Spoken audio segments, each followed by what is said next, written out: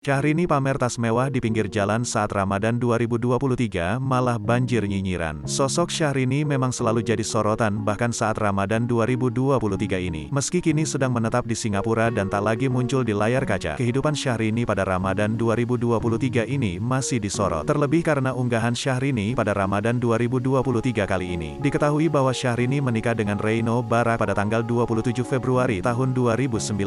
Alasan Reino Barak menikahi Syahrini karena pincut dengan karakter dan kepribadian sosok sang penyanyi. Reino Barak juga bersyukur bisa berjodoh dengan Syahrini. Namun, kali ini Syahrini malah panen nyinyiran karena unggahan terbarunya. Syahrini mengunggah foto dirinya saat berada di pinggir jalanan Singapura. Dalam unggahannya, Syahrini memamerkan brandet warna merah yang senada dengan sepatunya. Ramadan Karim, Ramadan Mubarak, tulis Syahrini. Netizen pun memberikan beragam komentar, tak sedikit yang mencibir Syahrini yang kerap menjuluki dirinya sendiri princess ini malah sering foto di jalan.